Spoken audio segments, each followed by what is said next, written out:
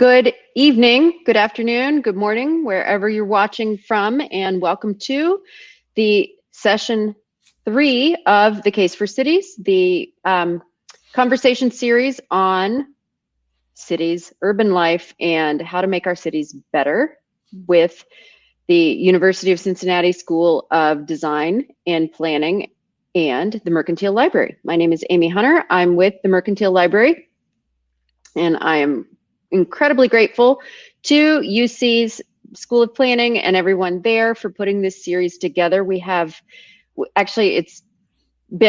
so much to talk about. We added 2 more. We started out as 9 sessions and we added 2. So we started in September and we're going through July of 2021. And I can't thank all of you enough for joining us tonight. A couple things.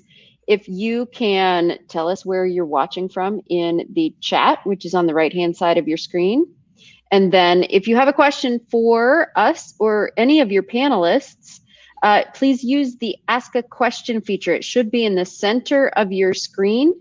And if there are other questions you like, you can vote on them and we will get to Q&A at the end.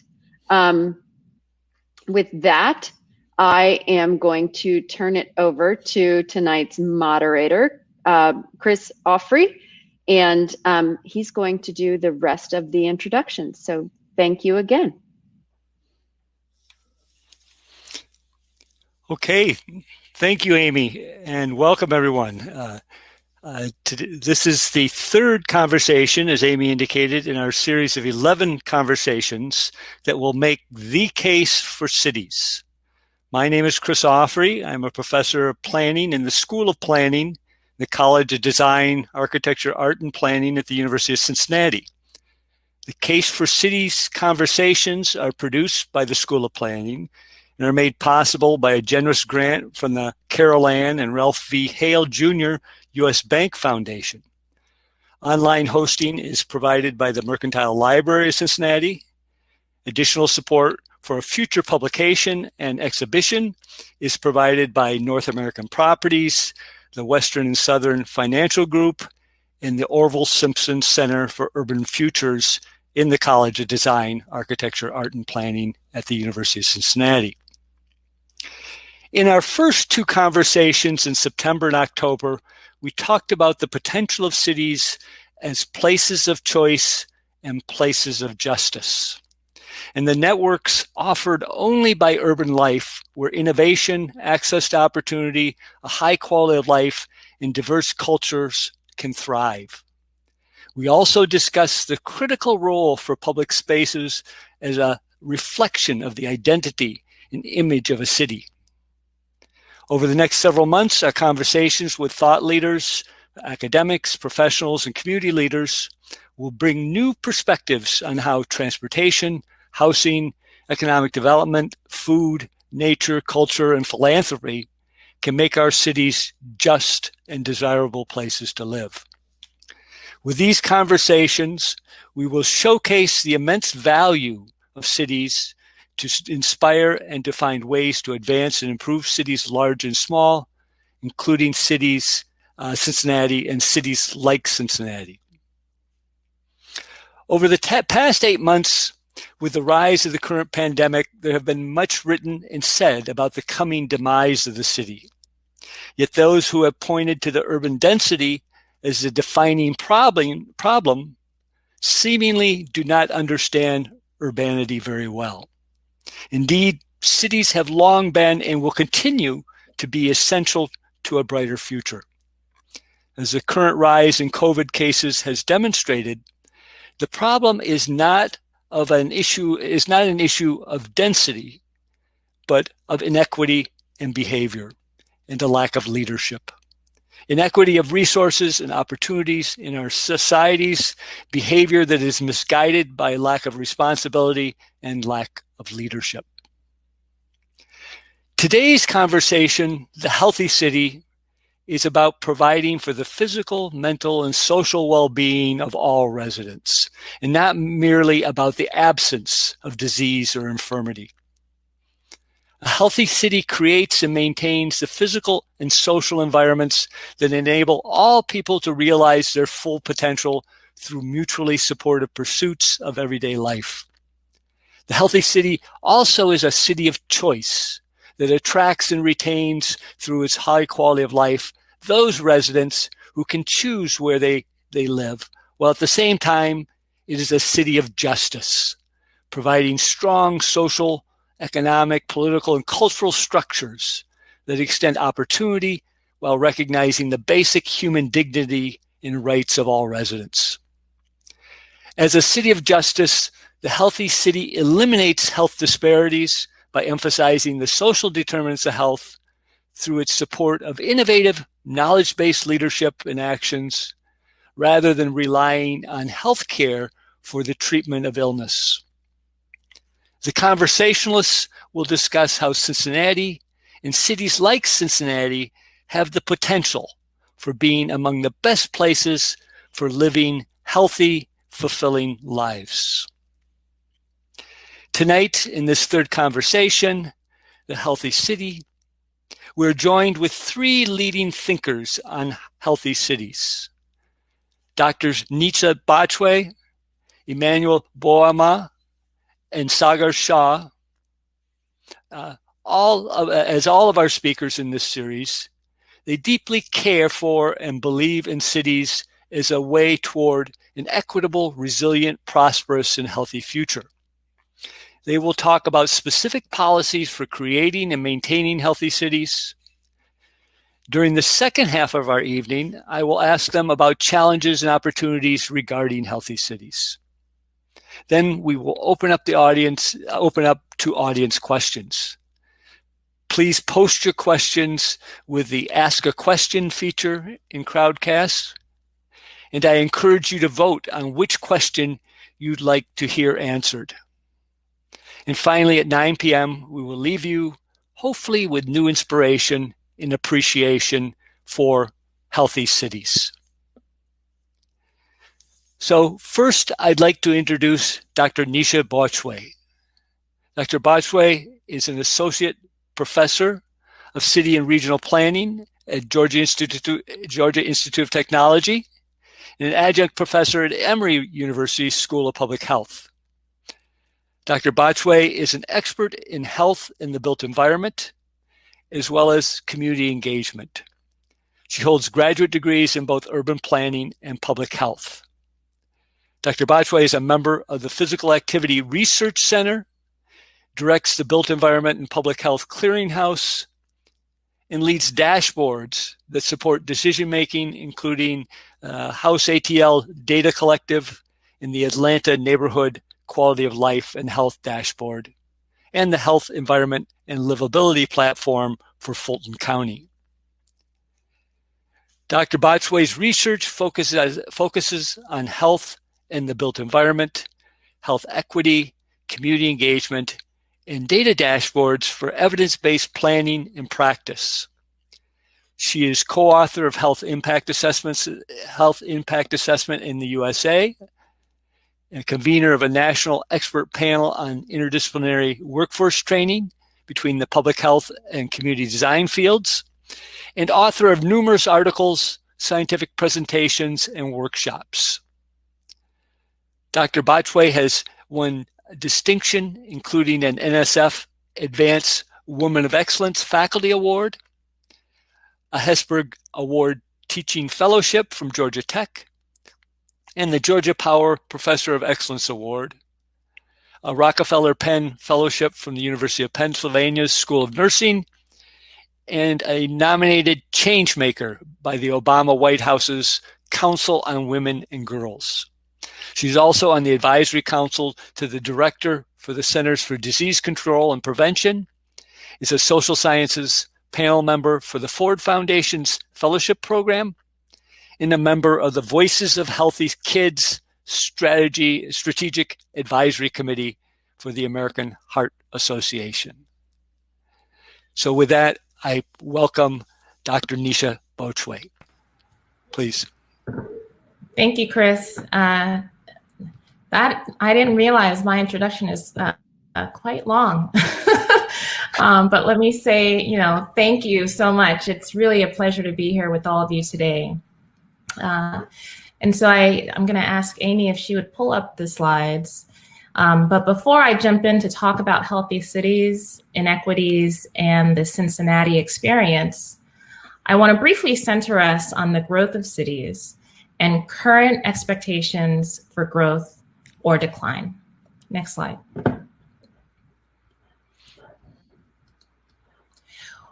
We see a mass migration from rural communities to cities, at least in the US, beginning about 150 years ago in 1870, just 5 years after the 13th Amendment officially abolished slavery. Migration to cities continued both from inside the United States and by immigrants coming to this country, specifically to our cities.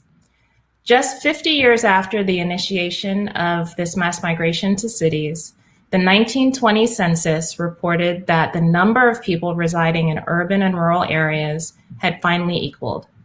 Since 1920, the urban population has continued to grow. Cities became, as NPR essayist Ben Wattenberg describes, as the location, and Amy, if you would click for me, the location of most American life, politically, culturally, financially, and economically. Next slide. The last 10 years, however, report more of a slowing growth in cities, especially in the latter half of the decade. Some of my city planning colleagues have noted concerns about cities emptying out in response to COVID. We've seen headlines, next slide, that point to these conversations. And so looking at these headlines, you can see that these are not things that are new to us.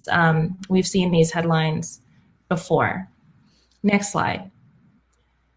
A recent Brookings report shows that the COVID-19 pandemic led to some big city residents relocating to summer homes in less dense places to avoid coronavirus. This isn't new.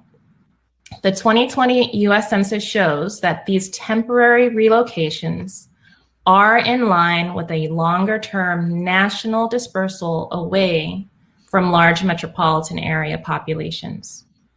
This is a result of an upturn in the economy and the housing market in the last half of the 2010 decade that allowed young adults to relocate increasingly to suburbs. Despite this trend with COVID, it is difficult to assess if the demographic dispersion will continue. So if we enter into a long-term recession, we could see a renewed focus on metro areas, as was the case after the Great Depression. Next slide, please. But on the other hand, we could see, as we see here on these two photos, kind of the emptying out of our cities. And so this is Wall Street pre and post-COVID.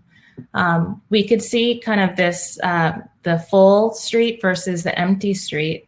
And this really would depend on what happens with regards to our economy, but also what the future of work looks like in our cities. Next slide.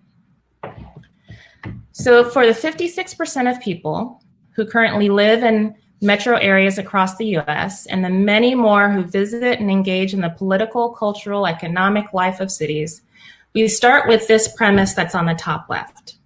And again, it's the premise that well-planned cities include a mix of physical and, quite importantly, social environments that promote the well-being of her residents. These environments in the well-planned city, and again, I'm reminding us that this is a premise right now, are evenly distributed to everyone.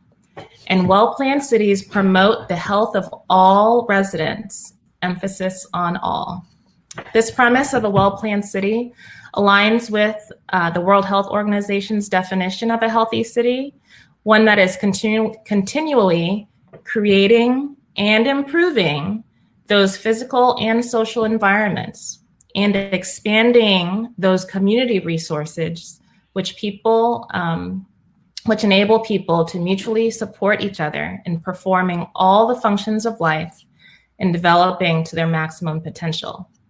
So I want you to think just a little bit with me. Think about your community. What are the physical and social environments that promote your well-being? What are the community resources that enable you to support each other in the functions of life and develop your maximum potential? Think about one or two things. What are those things? The physical, social environments, the community resources. Your list, like mine, likely includes what Drs. Jackson, Dannenberg, and Frumkin, and this is from the quote on the bottom left, how they define healthy places. Healthy places are places in which people can grow up, live, work, play, study, pray, and age in ways that allow them to be safe and healthy, to thrive and to reach their full potential. So for me, the tennis court and park that's a block away, MARTA, yes, MARTA, our public transit line, Aldi and Sprouts, the East Lake YMCA, and our kids' school and community, our neighbors, Georgia Tech, a great local breakfast spot called Le Petit Marché, and the post office. These are places that support my and my family's well-being, life functions, and allow us to develop our maximum potential. So is your neighborhood a healthy place? Is it a sustainable place that balances equity, economy, and the environment? Does it allow you to be resilient, providing the conditions that allow you to recover from difficult experiences? Next slide, please. Despite our 150 years of experience designing, building, and maintaining cities, we have not done so equitably. Healthy city principles have not been applied to all communities for all people, namely Black and Brown and poor communities. These communities, as we can see represented in the images on the slide, have been left out of plans. They've been included as sites for activities and facilities that we zoned out of wealthier and wider communities, or they've just been displaced from transformed communities. Next slide. This is a result of planning. Unfortunately, we can and must do do this good work for all of our communities to make sure that all people share in the benefits of well-planned cities. So you can see here that we're zooming into Cincinnati. We see that there are major disparities. This data that you're looking at now comes from the City of Cincinnati CIN-C Insights. And it has a really fantastic dashboard. And so for this first slide, you can see that overall life expectancy in Cincinnati is 76 years. So that means that you can live or expect to live on average 76 years in Cincinnati, a little bit less, a little bit more. Unfortunately, there are some neighborhoods that live a lot less, and perhaps fortunately a lot more. So the two boxes that are highlighted here, the box on the left shows the Avondale neighborhood. Residents in that neighborhood can expect to celebrate 68 years of life. But in nearby Mount Lookout to the right, residents live about 20 years longer, to 86 years old. Next slide. This aligns primarily, as Chris noted in his opening, with poverty. So we can see in Avondale, 44% of families are in poverty, compared to 2.7% in Mount Lookout. Next slide. And what you'll see in these next few are comparing again Avondale to Mount Lookout. So this slide shows arthritis among adults age 18 or older. You can see significant differences in the darker census tracts versus the community on the right, which is Mount Lookout. Next slide. This shows cancer. The rates are about the same, and I'll note that cancer is one of the leading causes of death. The slide here on high blood pressure that you'll see also shows significant disparities in Avondale versus Mount Lookout. And the next slide shows kind of the other side of the coin. So thinking about the high blood pressure data, the community that has higher blood pressure is not taking the blood pressure medicine in the rates that would align with the prevalence of blood pressure in those communities. Next slide. This shows binge drinking. So this is kind of a flip. So we have higher rates of binge drinking in Mount Lookout versus Avondale. And then I believe I have one more. And this is sleeping less than 7 hours, adults aged 18 years and older. And so there's a larger percentage of people in the Avondale neighborhood who just are not sleeping as long, or at least not 7 hours or more relative to those in Mount Lookout.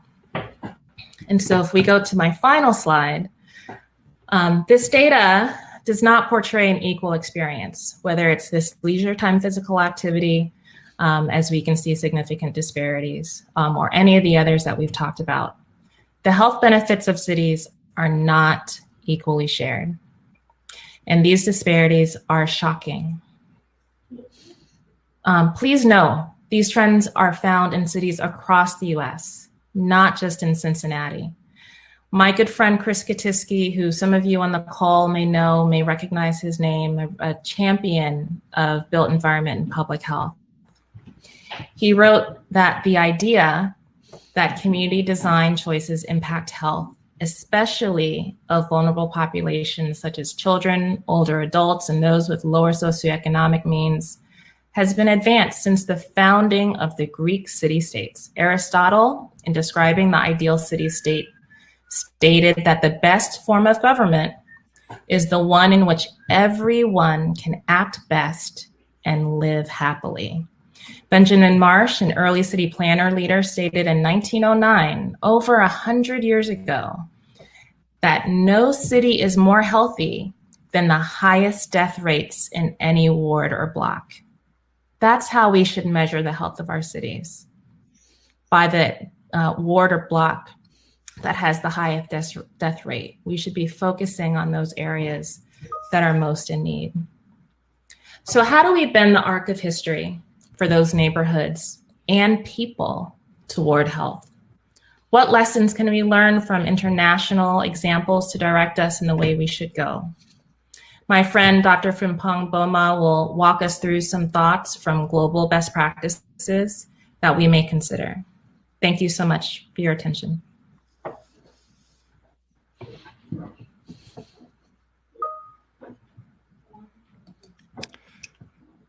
Thank you very much, Nisha. Very informative, very well done presentation. Our second speaker tonight is Dr. Emmanuel Boama. Dr. Boama is an assistant professor in the Department of Urban and Regional Planning in the University at Buffalo. He holds a joint faculty appointment with the Department of Urban and Regional Planning in the UB Community for Global Health Equity. Dr. Boama is trained as an interdisciplinary scholar with research interests that cut across urban and regional planning, public policy, geography, and institutional economics. He specializes in deploying theoretical and methodological lenses to unpack issues related to the political economy of social ecological systems in sub-Saharan Africa and the US. His empirical analyses are situated within mixed methods research, including social network analysis and modeling. Dr. Boama is co-editor of the Policy Dialogue series by the Community for Global Health Equity.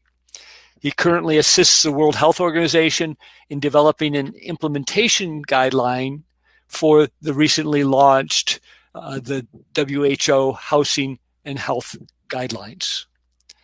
Dr. Boama's belief is in an interdisciplinary approach to urban planning research drives his research, teaching, and community service agenda. His research has been published in international refereed journals such as World Development, Food Policy, Land Use Policy, Ecology and Society, Planning Theory, Transport Policy, Journal of Housing and Built Environment, and Geography Research Forum. He participated in the Adaptive Water Governance Project, an interdisciplinary project bringing together legal and resilience scholars to explore links in ecological resilience and the law and policy governing the process of water management in complex multi-jurisdictional water basins. The program is funded by the National Socio-Environmental Synthesis Center, housed at the University of Maryland. Welcome, Dr. Boama. Thank you, Chris. I don't know if you can hear me. Chris, is it clear?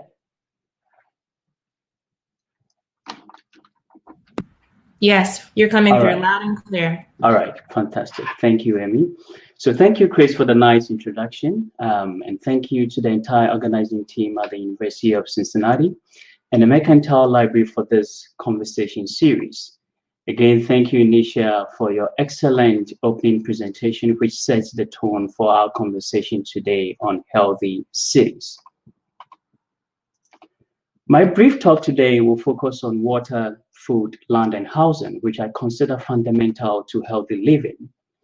I'll focus on some of the challenges facing our common future with respect to some of these resources, and then I'll highlight how some cities are dealing with some of these challenges. I'll begin by first making a case for cities, or let me say, allowing cities to make their own case. I view cities as aggregators of people, interactions, and resources. Their unique strength lies in their ability to generate a critical mass of people and resources that interact at multiple scales to fight injustices and create educational, economic, and housing opportunities for citizens. Throughout history, cities have always faced different forms of crisis, be it economic, social, or health. Some cities struggle to bounce back, but the majority do bounce back, and they do so by relying on the enormous talent of people and resources. And we are seeing this aggregation of people and resources, how they manifest throughout this COVID-19 pandemic.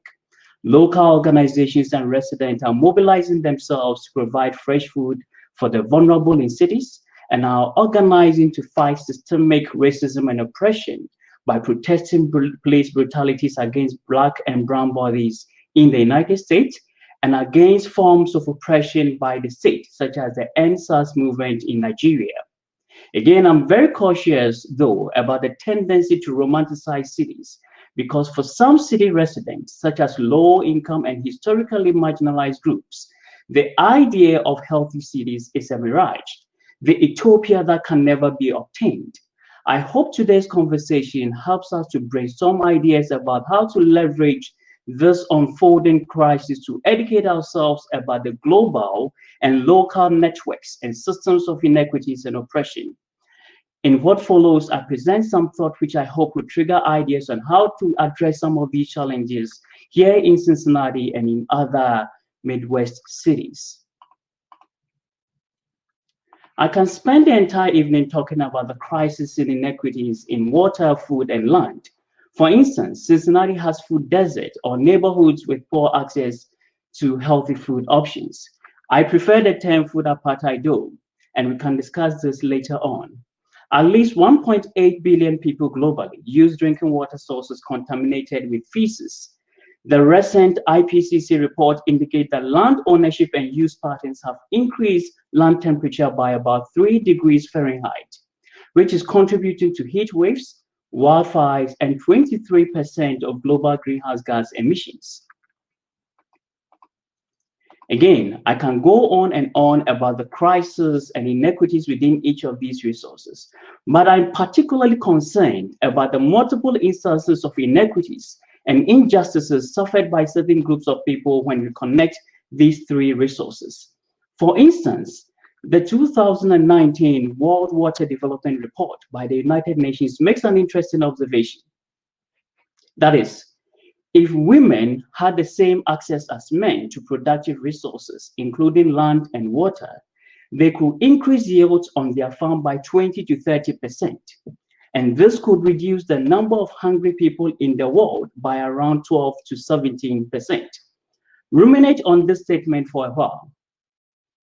Health and other forms of inequities have multiplier effect on the individual who is deprived and on society as a whole. The poor, racial, and ethnic minorities are more likely to live near contaminated areas and are more likely to be stressed. Connecting water, food, and land resources forces us to ask questions about who is being left out in the access of these resources, and how do we connect these resources to create healthier and ecologically sound societies. Here I can think of two projects trying to connect these three resources to address inequities and build healthier and ecologically sound societies. We have the Demonstrate Ecosystem Services Enabling Innovation in Water Sector, or what we call the SIN, which is a project by the European Union piloted in some European cities. And second, we have the Revitalizing Informal Settlement and Their Environment, or what we call RISE, which focuses on 24 informal communities in Fiji and Indonesia.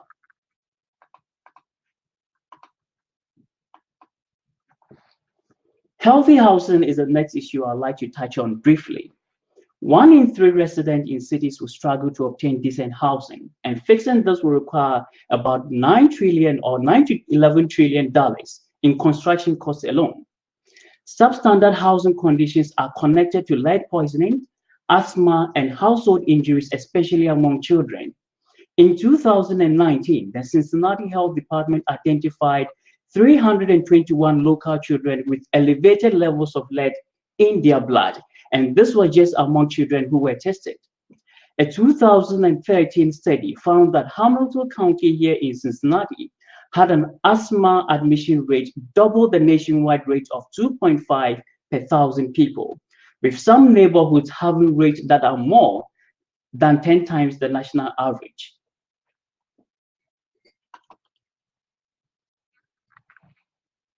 For so long a time, we have been reminded that zip codes alone do not determine, zip codes, not only genetic codes, determine a person's health and well-being.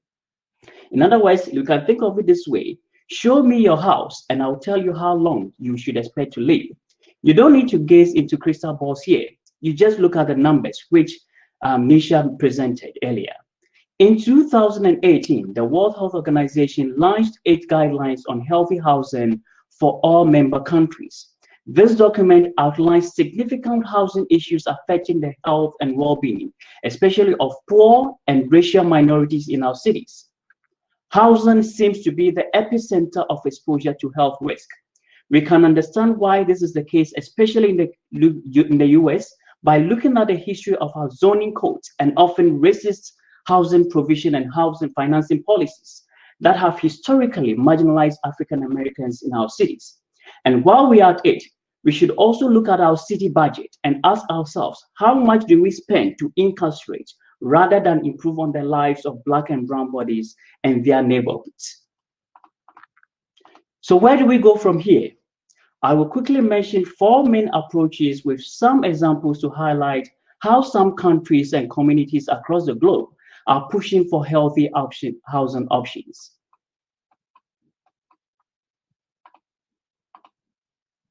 First, we can think of regulatory guides and rating systems developed by national government agencies or nonprofit agencies that are often integrated or expected to be integrated into national, regional, and local government housing policies and regulations. Some examples that come to mind include the Housing Health and Safety Rating System in the United Kingdom, the Healthy Housing Index in New Zealand, and the National Housing Standard here in the United States. These regulatory guides and rating systems provide excellent tools and measures to improve housing inspections and ratings.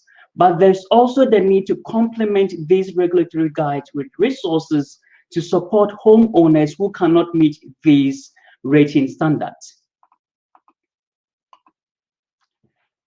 We are also seeing government-funded or government-private funded housing initiatives. For instance, the 15-minute city concept, which began in Place de la Bastille in Paris, France, is catching on pretty quickly.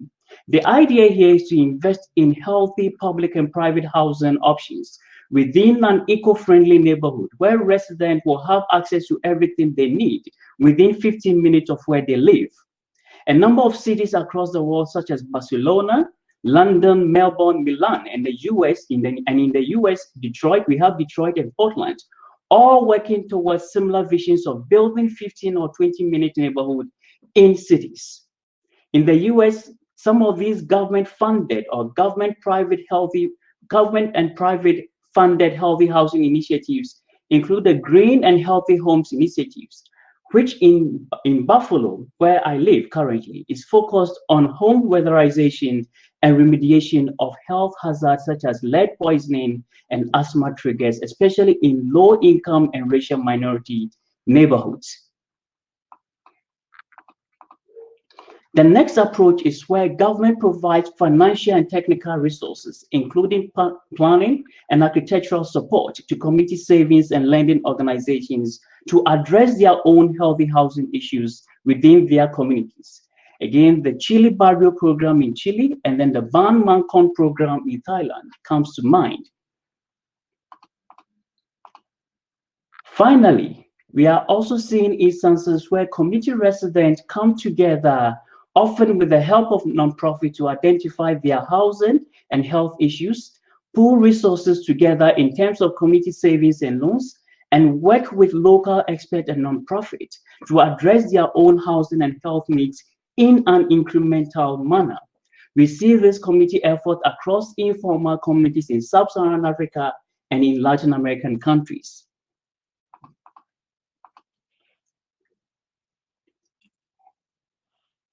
Finally, and to conclude, we are paying more in healthcare costs, but our quality of life isn't necessarily the best, especially among low-income and racial minorities. Collectively, we seem to have realized that the question of health is not necessarily a genetic question, but it's more of a social, environmental, institutional question. The food we eat, the water we drink, the air we breathe, and the houses we live in are making us sick every day. We seem to have engineered our environment into toxic hotspots. For urban planners and architects, we are aware of our complicity in creating this toxic environmental hotspot, and we are working on re-engineering our built environment to encourage healthy lifestyle and healthy food, water, and housing options, especially within low-income and racial minority neighborhoods. But as a society, we need to shift our values from privileging value for money and working towards more towards value for health outcomes. Money is not an end in itself, which the Nobel laureate Amartya Sen and others told us long ago. It is just a means to an end. And the end, in my opinion here, is for us to live well and healthy in our societies. And that we should begin by working with our communities to co-create knowledge about specific instances of health inequities in our communities. We see this happening here in Buffalo, where community groups are working with researchers at the university to co-create knowledge on health inequities. Then we should incorporate these co-created knowledge into our local laws, policies, and budget. This speaks to the health in all policy framework pursued by cities in both the United States and in other countries. Finally, we should remember to keep monitoring, evaluating, and collecting more evidence on whether we are indeed spending our money and making laws that will lead to healthier neighborhoods in our cities. At this point, I'm going to end here, and then my colleague Saga will take the baton from me to provide specific ways that planners have and can continue to contribute towards building healthier cities. So thank you so much for listening.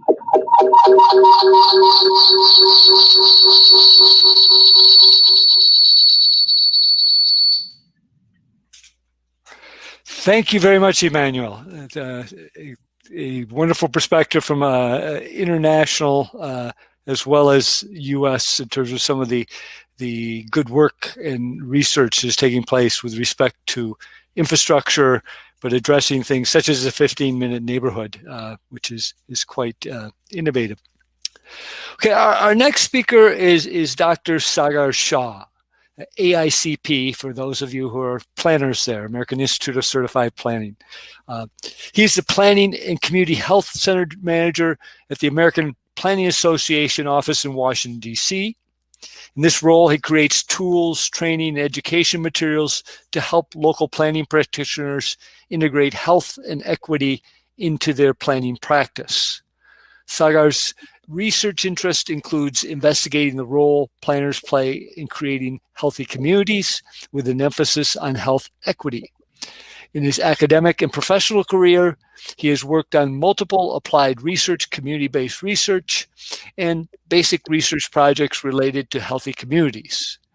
A national expert on the topic, he plays an advisory role on various national committees and groups, including the Physical Activity Policy Research and Evaluation Network, the National Academy of Sciences Community Support for Physical Activity Working Group, the National Recreation and Park Association's Health and Wellness Committee, and Physical Activity Alliance's Transportation, Land Use, and Community Design Sector Committee. Sagar often works with federal agencies, including the Centers for Disease Control and Prevention, the Environmental Protection Agency, the Federal Emergency Management Agency, to elevate the role of the built environment in improving health and well-being. Sagar holds a PhD in Regional and Development Planning from an elite school, the University of Cincinnati, and a master's degree in planning from the University of Southern California. Dr. Shah holds a PhD. Sagar will discuss the role of planning in creating healthy communities.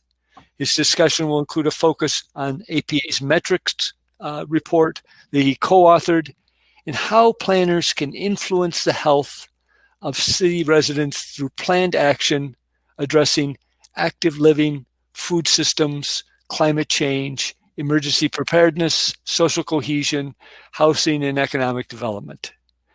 Dr. Shah will share examples, including how to incorporate health and equity into comprehensive plans and factoring environmental health into locating early career and education facilities.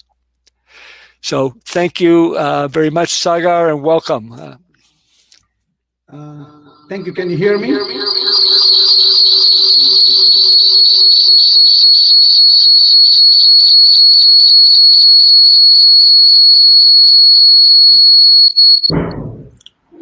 Hello.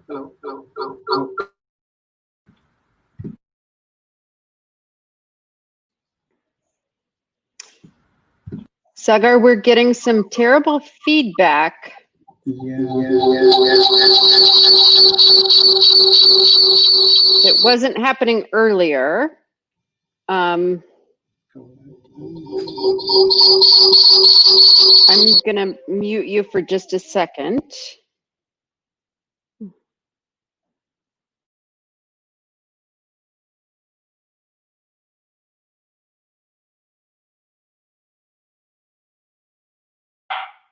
And I'm not sure if you can see, Terry said something about your mic in front of your speaker.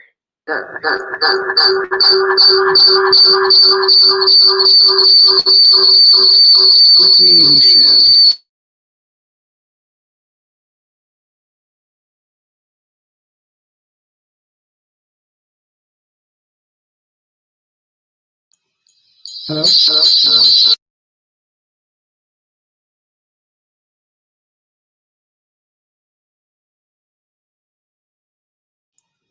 Can you hear me now?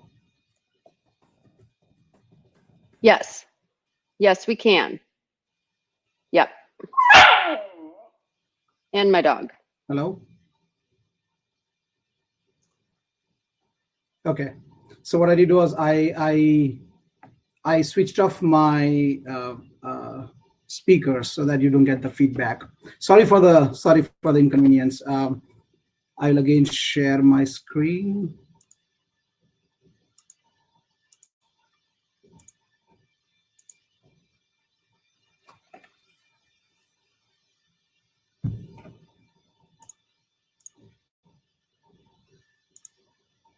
Okay, good afternoon, everyone.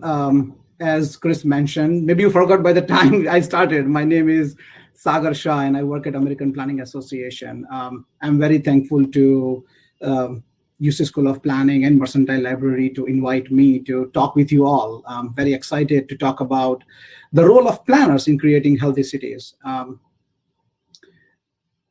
So, as Chris mentioned, I manage planning and community health program at American Planning Association. And what I do is basically try to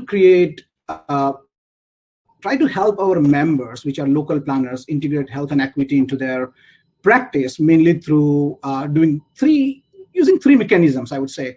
We do applied research, that is, we translate the academic and the gray literature and create tangible tools that planner can use in their practice. We also do place-based work, and I'll talk a little bit about that later on. And we also provide technical assistance or provide training, education, materials, etc. to the planners, practicing planners. So a little bit different than Nisha and Emmanuel, my presentation will focus more sort of on planning practice, which is what we wanted you all to listen as well. So before I talk about the four things or about planning healthy communities, I would just highlight these 5 strategic points of intervention, which is bread and butter work for planners. The things mentioned on the slide: long-range community visiting and goal setting, plan making, standard policies and incentives, including zoning regulations, development work, whether it's being part of leading public-private partnership or getting involved in development reviews, and public investments. So all these interventions are what planners are usually working on. Most of the local planners are working on this thing, in addition to a lot of other things. But if you look at the code of ethics for certified planners, our goal is to improve health, safety, and welfare. And it's very important, and I emphasize this again and again to a lot of the members that I talk with, that think about improving health, improving quality of life in all this work that they do in their regular job. It is very important to think about those things while making any decisions or working on any of these aspects. So with that, I will just mention I will go over like 4 projects that I have worked on and connect it with how planning practice can create healthy cities. The first one gives you an overall perspective of the domains that planners influence health. Then I talk about like site level planning, like at site level, how planners can influence health. Then I'll talk about at municipal level. So it can be county level, it can be city level. How can planners influence health?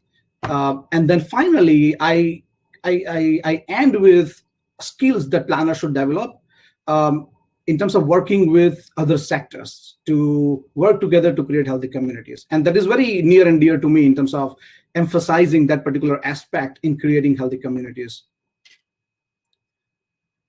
So the first project I'll talk is the project that we completed in 2017, which was called Metrics for Planning Healthy Communities. In this particular project, we were mainly looking at domains for planning healthy communities. So what are the domains through which planners can influence health? So we identified 5 domains. The first domain is active living, and active living has 3 subdomains: active transportation, recreation, and traffic safety. I mean, maybe planners in the audience already know the influence planners have on this subdomains, whether it's like complete street policies or vision zero strategies or access to parks, right? So active living was the first domain that we identified.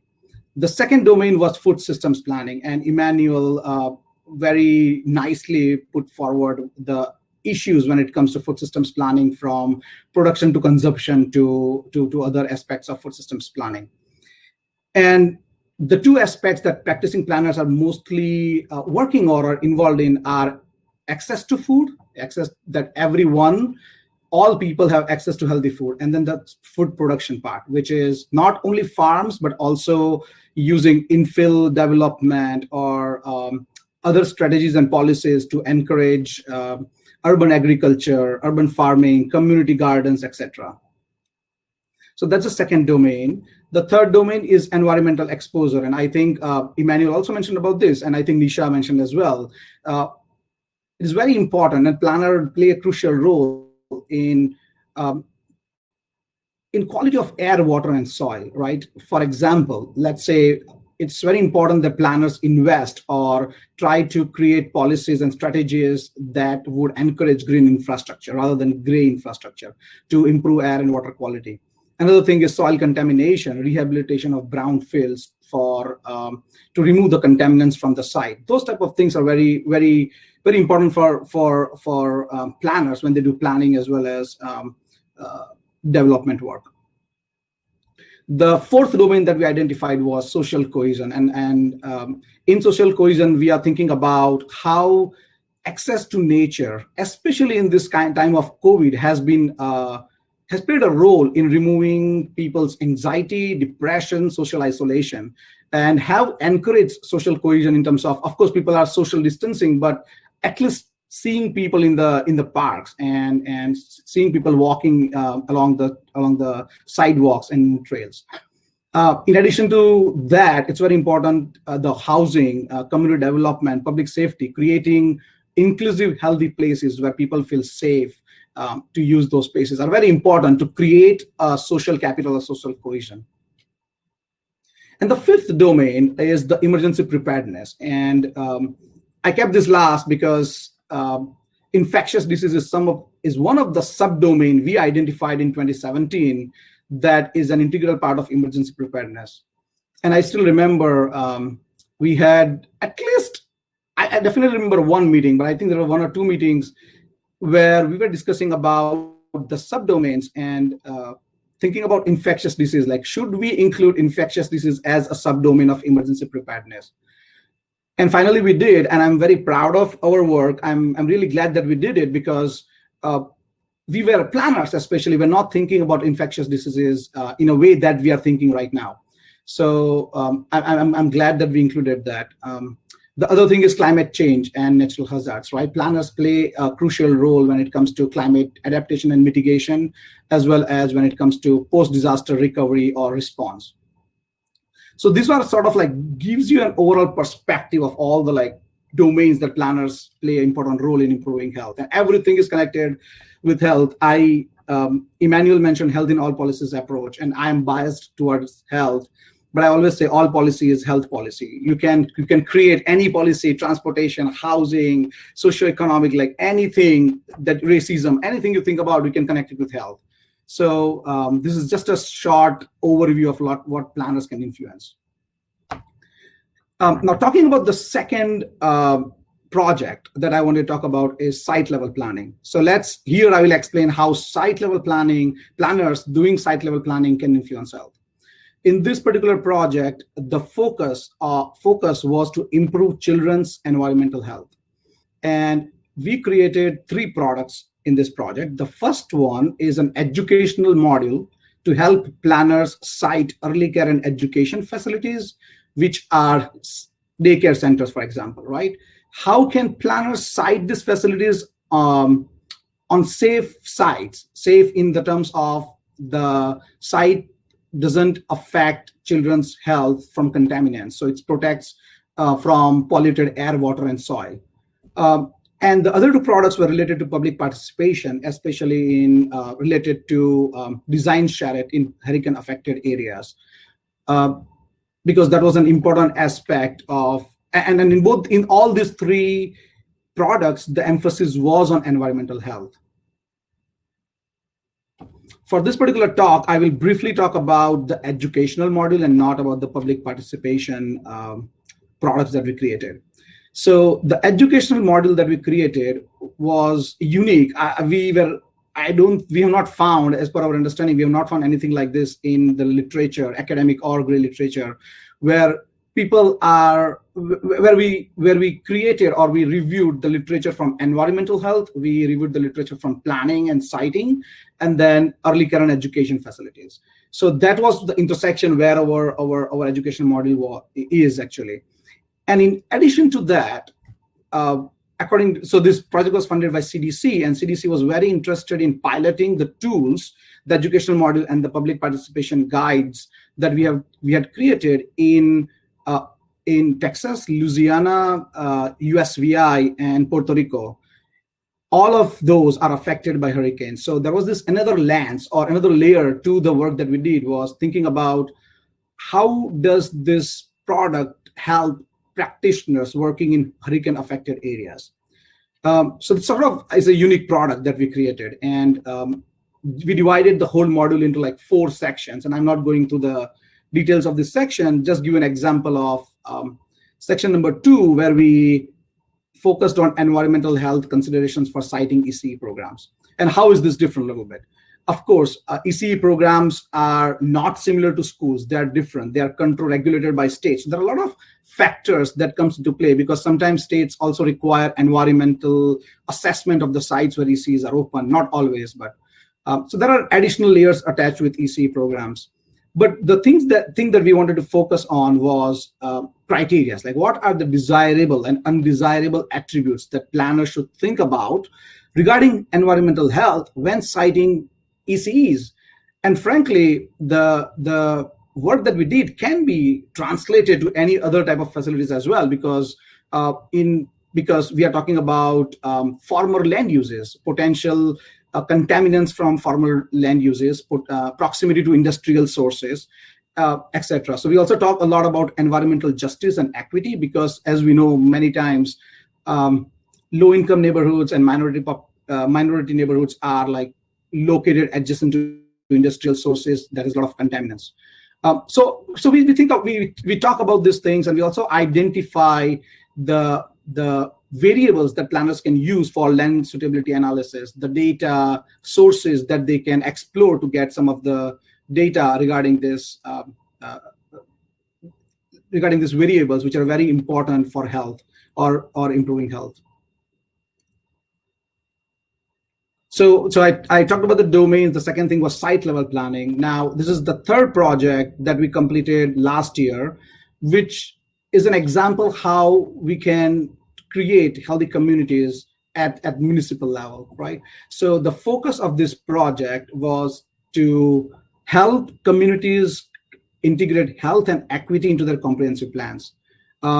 In 2015, APA created this report that you see on the screen, Sustaining Places, that identified 10 principles for creating a sustainable place. And out of those 3 principles, out of those 10 principles, the 3 principles that we focused in this project were, as you see on the screen, authentic participation, which is related with plan making process, healthy communities, and interwoven equity. And what we did was we selected 3 communities, one from Florida, one from California, and one from Colorado, who were in the process of updating their comprehensive plans. We identified those communities and then provided technical assistance and worked with them for about 14 months to answer their questions, to provide them feedback, to show them, to give them data layers, to show them tools that can be useful for them to integrate health and equity into the comprehensive plans.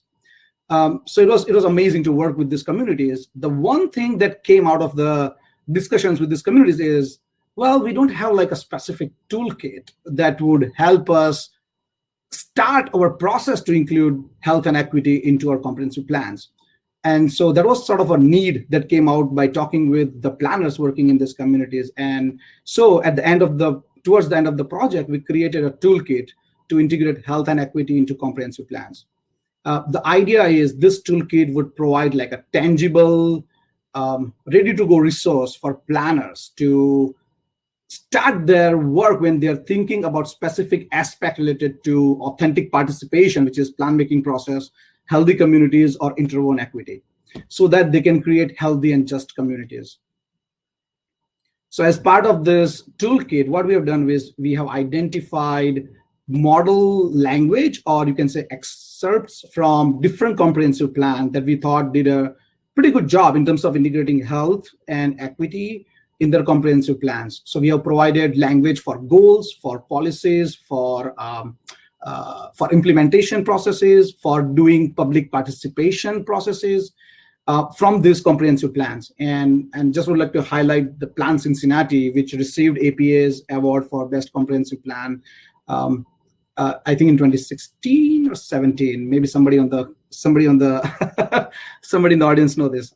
But yeah, so Plan Cincinnati is a good example of how sort of going away from the traditional way of making comprehensive plans and thinking about new ways, out of the box thinking in creating comprehensive plans.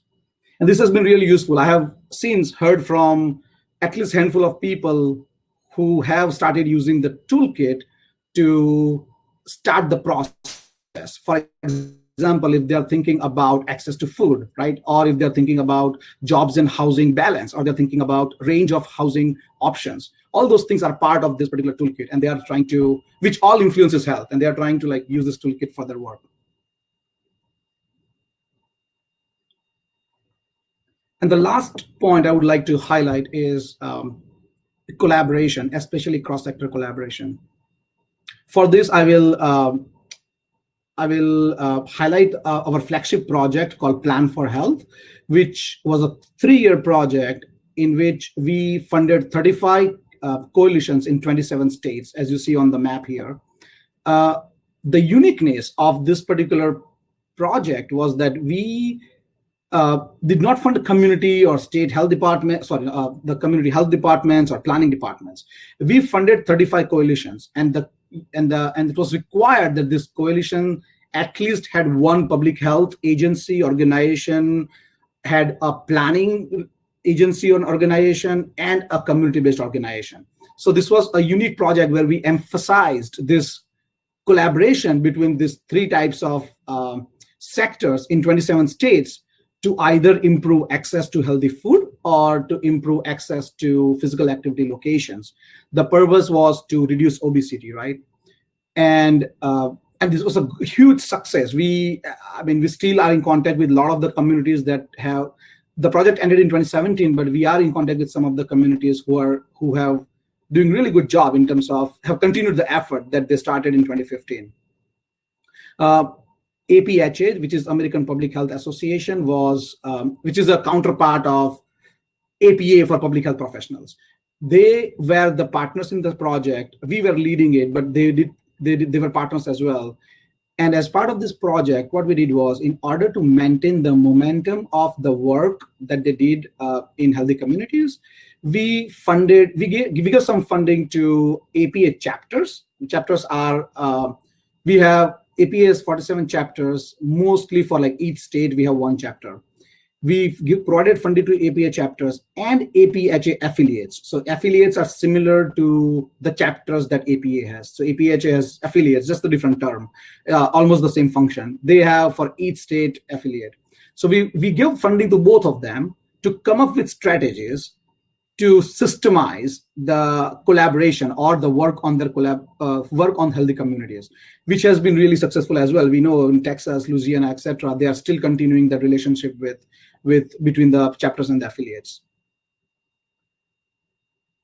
And this is my last slide. I would like to also, I'm just passionate about having worked with APA for 4 years. I've realized that we cannot do this alone. Planners cannot do this alone. We need help from every sector we get.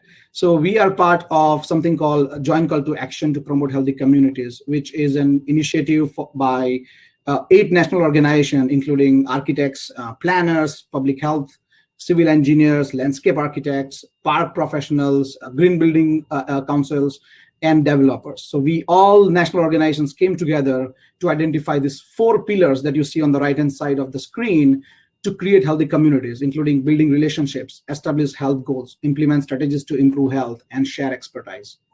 This seems very straightforward, but it has been a big pain point among our members and we have heard this from every other organization I talk with that you see on the slide, that local planners or architects or landscape architects, it's very difficult to start this collaboration because of the different type of work environment, different type of jargons we use, different type of different level of geography that we work in. Like, there are so many hurdles to working together.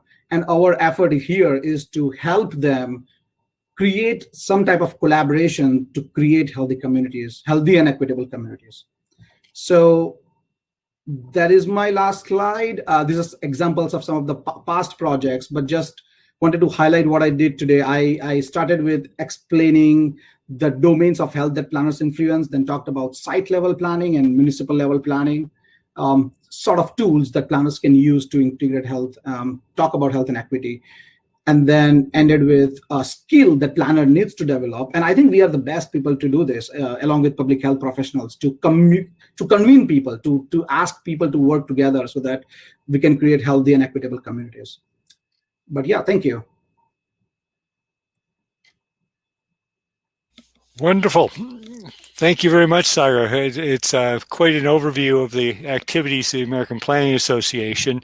And of course, the challenge is taking these programs, these tools, and actually implementing and the whole issue of plan effectiveness in terms of producing results. Let me begin with, actually, this is intended to be a conversation, and we do have one question that's been out there for some time now, and I want to encourage everybody in our audience here to use the Ask a Question link here, and we'll certainly consult that as well. And we have a question here: is how do we promote cities as healthier places to move to? I'd assume cities are healthier than suburbs and rural places. Anybody want to react to that? So, Chris, I'll start. Please do. And the question, Conrad, makes me think about Maslow's hierarchy of needs. And so Maslow's hierarchy of needs essentially says that you have basic needs that first need to be met. Those basic needs are food, shelter, security, safety. And then as you move up Maslow's hierarchy of needs, the very top is self-actualization, right? So you know yourself and you feel good about, the things you're doing. But your basic needs essentially need to be met. And so one of the ways that we can really promote people moving back to the city to change the trend that we saw from about 2015 to where we are today, in that people are moving to the suburbs, or at least young people are moving to the suburbs, is that we can make housing affordable. We can increase access to healthcare. We can make sure that the schools are top quality for families who want to educate their children. We can focus on those basic needs that individuals look for. You want a community that's walkable, that's safe, that your kid can splash in the water and not come home with some fungus on their arm. We want to focus on the basic needs. So if cities are places that are known as where my kid can get a great education and I can be safe and I can have great housing, then I think we can begin to crack that nut. Wonderful, wonderful response. Others, Sagar or Emmanuel? So I think I quickly posted something in there, and I believe that one of the things that I keep thinking about during the COVID pandemic is how we start thinking of health as a public good. I think we've really convinced ourselves that, especially in this country or in capitalist societies, that there's this thing we call private health and there's this thing called public health, and the two don't really go hand in hand. And I'm really opposed to that idea fundamentally. I think COVID has really taught us a lesson that unless we put health as a top priority on our city policy agendas, then we are not going to get anywhere. So the things that Nisha mentioned about equitable school, having equitable access to school options, healthy foods in our neighborhoods, having equal access to job opportunities, especially for racially minority groups. If we don't really start thinking about these things as some of the contributing factors of making health as a public good, and that is what we are supposed to fight for and secure, then we are really not going to get anywhere. One thing COVID has really taught us is that there's nothing like my individual health and your individual health. And health as a public good teaches us that the entire economy can shut down globally if we don't start treating public health as a public good. It's as simple as that, for whether for cities or rural areas. Okay, thank you. Sagar? Yeah. I'll just switch off my my speaker so that I can't hear any of you, but you can hear me. I like Conrad's question, and the one thing I was focusing on in the question was, I would assume cities are healthier than suburban rural places. And having talked with so many planners working to create healthy communities, it is very, very obvious that planning as a profession has urban bias. And we have so many things for urban residents and urban places, and sort of like, it has been so many times that I'm a group of people, and then there is somebody from a rural place saying that, what about us? Like, we don't want mixed use. You are promoting mixed use development for walkability. We don't have that capacity. We cannot do that in our rural communities. For us, it is about cars going through our streets at like 50 miles an hour in an area where 35 is the limit, So stuff like that. So I really feel that planners are not equipped. And of course, many rural communities and small communities don't even have planning departments. So whoever is working there, whether it's a public health director public works director or a county government planning department working, they don't have tools to address or to create healthy communities or to think about those people. We are right now, working on a project where trying to help, especially small communities and rural communities, create destinations so that people can use that to go, because it has been identified through research that it's very hard for, especially when you talk about equity, low-income people, single moms, dads, etc., to span like 120 minutes of doing one recommended level of physical activity every week. It's very important that you build it in that daily routine, right? And for that, it's very important that there are destinations like libraries, community centers, grocery stores, parks, art places that people can go to. So we are working specific, and the scenario is completely different in small communities and rural communities. And we are working with on a project where we are trying to do that. So hopefully we will be able to help a little bit there. So yeah, that's what struck me when Conrad asked about under urban versus rural. Okay, well let's move on. Another question. The comment was Terry Conrad asks a good question. Anti-urbanists using current events to demonize cities and present them as intrinsically unhealthy, dangerous places. How do we combat that terrible rhetoric, especially since it's being used in national politics to write off cities?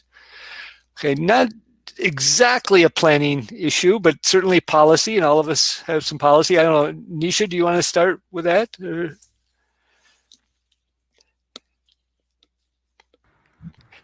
Sure, Chris. So, when I think about rural, urban, or using your phrase here, where are we? That urban places are intrinsically unhealthy, dangerous, and so on.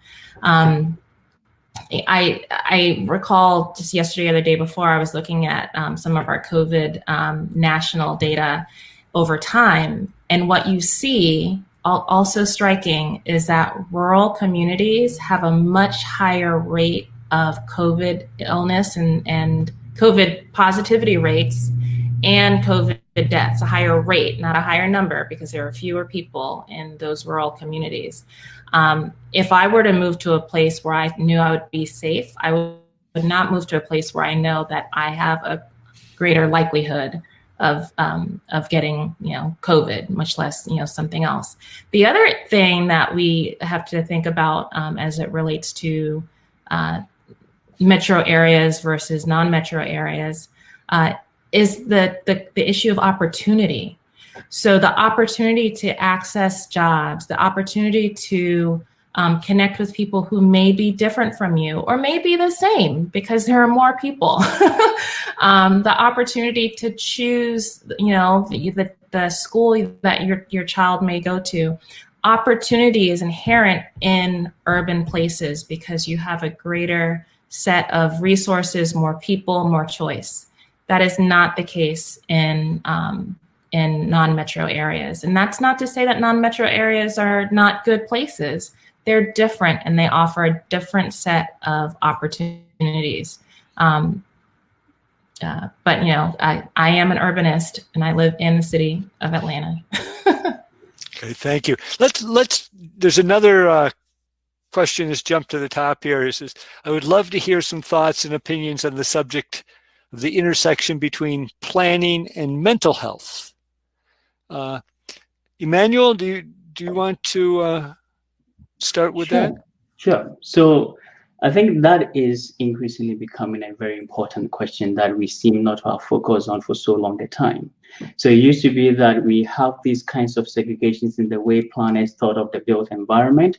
Obviously, we are gradually moving towards understanding the relationship between the way we plan our cities and the kinds of physical activities that goes on, and then our health implications with that. So we've understood that part, and we are moving out, doing our best to understand that. But there's also this instance of mental health. So the built environment has a lot to do with our mental health. So there have been several studies that have shown that in areas where we have more tree vegetation, we are having instances where people's kinds of mental health have improved. So we are seeing all these things going on over time. For me, my personal way that I came into the question about how planning intersect with mental health has to do with the time that I was thinking about refugees. And when we bring refugees into our built environment, so we often push them into some of these declining, deteriorating part of the city. And one of the things that I had to quickly realize, and especially having conversations with people, was how do we understand the kinds of psychological triggers that some of these refugees, often from these war-torn areas, are going to experience when we push them into some of these neighborhoods that look like the kinds of societies that they came from. That to me was a big awakening for me, that we have to start thinking about our built environment and how that serves as several different forms of triggers, especially for those who are already traumatized. And I think that is a new kind of way that planners have to really understand the built environment and its multifaceted implications on the health of individuals, especially mental health. And hopefully you are going to go in there. Okay. Comments, Sagar or Nisha? Can you hear me? Okay. Yes. So now I think I refreshed my browser, so I'm able to speak and hear now. So that's good. I would like to highlight like two things here. We have been thinking a lot. I have been thinking a lot about mental health, especially because APA has sort of no resources when it comes to helping planners think about mental health and built environment. And the two things that I've been focusing a lot is, one is, as Emmanuel mentioned, the importance of green spaces and the importance of nature and the effect of nature on mental health. There is no question now. There has been literature and reviews of the literature and meta-analysis of literature saying that green influences mental health. It is good for mental health to have green spaces. This, in the context of what is happening right now, two trends. One is COVID-19, where digitization of life is happening so rapid that recent Brookings report suggested that 60% of workforce would be doing some type of remote working in near future. With that, we will have a lot of vacant spaces in downtowns, in urban areas, everywhere. In addition to that, the intrusion of technology in terms of autonomous vehicles, reducing parking spaces, technology, etc., are going to create a lot of empty spaces in our cities. With that context, and with this context that nature improves mental health, how can we push planning and other people and other built environment professionals to think about green as a substitute for what is going to be empty in near future? So I have been focusing a lot on that one aspect. And the second aspect is thinking about gentrification and the impact of displacement. There has been a concept of like trauma-informed cities, which is thinking about trauma and stress at a city level. And how do we create a good trauma-informed city where the mental health is taken care of, stress, depression, everything is taken care of. I'm still reviewing the literature, thinking about that, but there has been a lot. Maybe Nisha has more information, Emmanuel has more information on that. Yeah, and Nisha, if you could comment on it and combine in that Vikas Mehta's comments as well. He's talking about beyond the physical. He talks about the benefits of psychological health, of the energy, the vibrancy, how that has benefits as well of urban places. But I'll do my best there.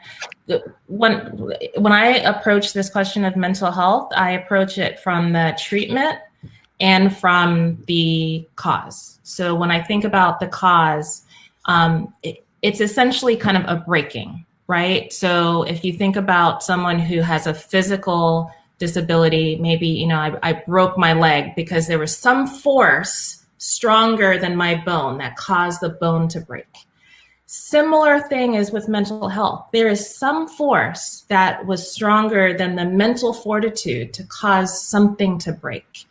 And it's not something that happened just one day.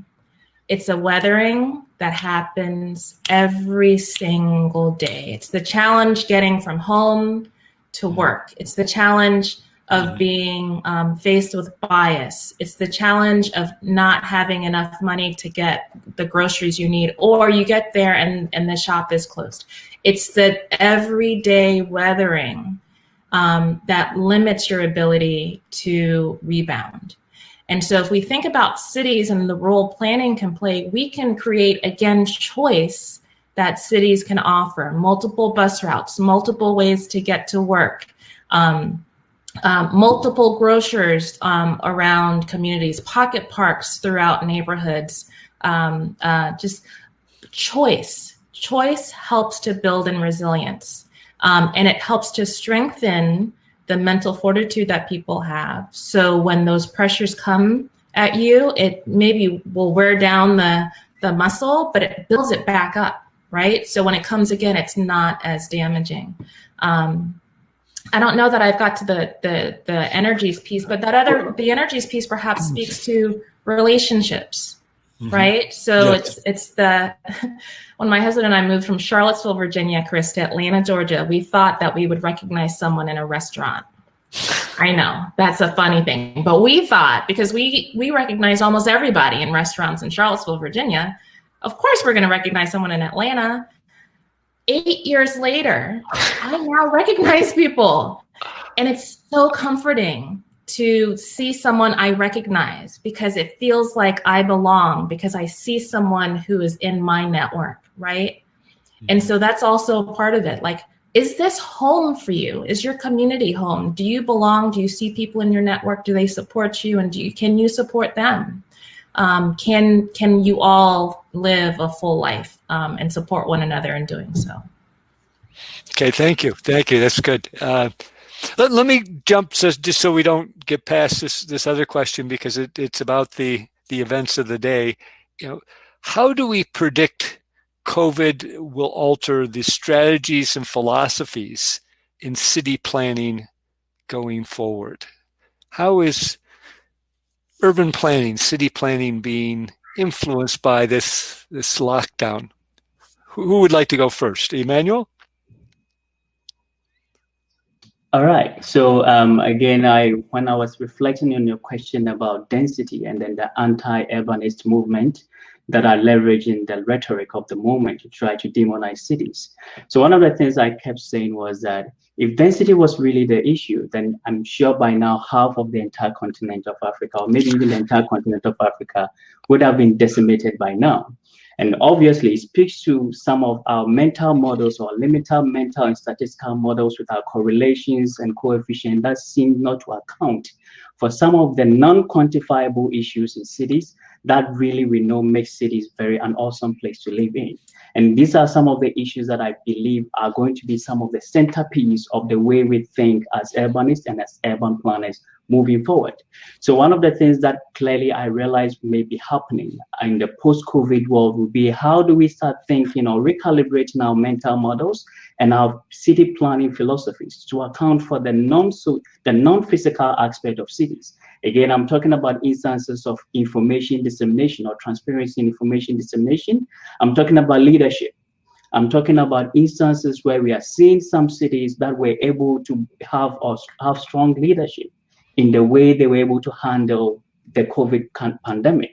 Crisis is going to be one of the key issues that we are supposed to plan with. not plan away when it comes to the post-COVID world. And the question that we need to be asking ourselves is, yes, we should develop all these wonderful models that are going to predict what exactly is going to happen. But within these models, let's start accounting for some of these soft core, non-quantifiable things that often result in the resiliency of cities, especially as we are seeing in sub-Saharan African countries. Again, there's going to be a very strong emphasis on cross-cultural learning in the way we start recalibrating our theories of planning and theories of cities. Again, we are going to see instances where the marginal, so-called peripheral spaces in sub-Saharan Africa and other Latin American places are going to offer us a new way of shaping the way we think about cities and the way we should start understanding cities and plan for cities, especially with pandemics in mind. Okay, thank you. It makes me think, Sagar, is there a role here for APA in helping us as planners, as the profession, as planning researchers to rethink some of how we approach these issues, how we think about taking these lessons and moving forward? Yeah, good question. I mean, I think I'll divert a little bit from the question to thinking about practice, like what you mentioned, Chris. This has been the most common question that has been asked. I have been asked this question in everywhere I've presented in the last few months. Okay. It's like, what is good? And frank answer is we don't know, right? I many times compared. I was talking with somebody from FEMA, and actually it's FEMA, CDC, and us, and we are talking about this, and we are comparing this against like what happened in Katrina, and planners were not even thinking about sort of hazards at that level, at resiliency and stuff like that. And then there was so much funding and the fundamentals, there was some shift in the planning profession itself in terms of thinking about climate change and etc. and hazards. And I was thinking, like, can we compare that with this? And one big difference between both of them is hurricanes happens every year in many communities. And this, we don't know what is going to happen in the future. If you believe Bill Gates, it seems like it will take longer time, but in the next pandemic, the recovery will be really fast in terms of we are equipped to do that now. We understand pandemics. So I don't have the answer to it, but I do see change in culture, because RWJF, Robert Wood Johnson Foundation, everybody in health talks about change in culture and to create culture of health. And just giving one small example, a community in Midwest, actually in Kentucky, was opposing sidewalks and bike lanes forever. They would not allow, because they were seeing that as a sign of gentrification. They're like, we do, and this is in a high minority population area, and they would not allow bike lanes and won't allow city to do bike lanes there. As soon as COVID happened, they needed more space, for example, to bike, to walk, etc. And it was like a speedy moment where people were all on board in terms of accepting this one thing, which is bike lane in their community, which sort of is going to be permanent from, as of now, initially it was temporary, but now it's going to be permanent. We have seen streets getting closed and being used by small businesses, and public right-of-way getting used by public spaces. Those type of things would change planning practice. Some of them will revert, maybe. We don't know what will happen mid next year. But many of things will stay because it is systemized, and we are thinking about changing the culture of how practicing planners are thinking about this. Okay. So, yeah. Thank you. And we're running low on time. I want to, Terry Grundy's question is near and dear to my heart with respect to social capital. And my personal thinking on her healthy urban planning is that social capital is so critical to actually being able to implement so many of these policies, these changes, and getting the political support that you need at a neighborhood level. I don't know, any comments, any suggestions? Please, Nisha. I have a great suggestion. We need to work with children. So here's the pitch, Terry. When you think about kids and how encouraging they can be to get their parents to do things, if we were to engage kids in the actual planning process, teach them how do you assess your community? What are the issues in your community? Let's do a neighborhood assessment. Let's do a physical activity assessment. Let's do a grocery store assessment. This could be done through schools. It could be done through YMCAs, Boys and Girls Clubs. The kids go home to their parents and say, this is what we did today, or this is what I did online today. I used Google Earth to do this thing, and this is what I found out. And I need your help to finish the presentation. The presentation can be developed and then actually delivered to a decision maker. And then you can see results. And this isn't just hypothetical. So working with kids across the US with the Youth Engagement and Action for Health program, the YA program, one of my YA teachers is on, Kim Bryan from Miami, Florida. We worked with about 300 kids across the US. And let me just give you two quick examples. In Hawaii, my kids in the Boys and Girls Club in Lahui identified their nearby park that needed to be renovated. They made a presentation to their county council, and county council awarded them $80,000 to do a park study that has moved forward to park renovations. In South Florida with Glades Middle School, the kids there, you know, it's hot in Florida, and the kids there said, look, we want to go and play and run outside at, you know, during PE time, but, you know, the water fountains are filthy. And they took pictures of the water fountain day after day after day, and then presented that to the principal. And the principal, in partnership with others, revised the protocol to make sure the water fountains are clean. And so how is this connected to social capital? Those kids depended on one another. They depended on the teachers. They depended on the community partners to come up with solutions, and they got a quick win. And they are now motivated to continue to engage and author a better future for themselves and their communities. We have to do more of that. We don't control the future. At least we shouldn't. We should engage our kids to be a part of authoring what it looks like. Okay, thank you very much. And with that, I think we need to wrap up. We're trying to be respectful of our time limits here.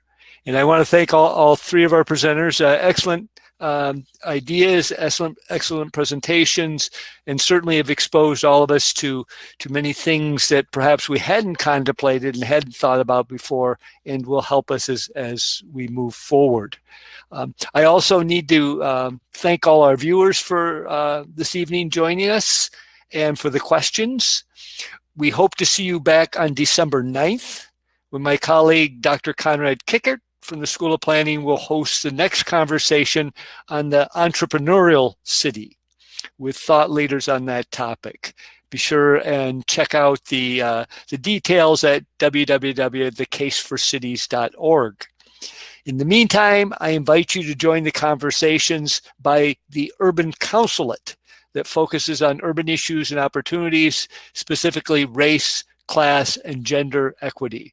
Their next conversation will be Room to Notice, a contemplative exercise for the moment led by Megan Trishler, co-host of the Urban Councilate Cincinnati.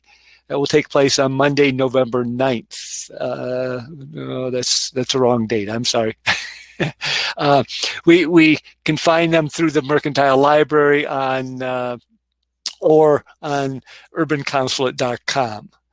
In closing, I'd like to thank my colleagues at the School of Planning and the College of Design, Architecture, Art, and Planning at the University of Cincinnati, the Mercantile Library, and Amy Hunter, especially for her technical support, the Carol Ann and Ralph V. Hale Jr.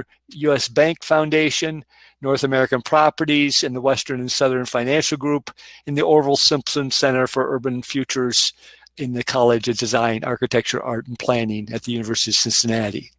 I hope, and Amy has made Crowdcast work, and it's gone remarkably smoothly, despite a little bit of feedback, but a little feedback is fine. A recording of this conversation will be on our website very soon. Thank you and goodbye until we see you on December 9th for the next presentation. Goodbye.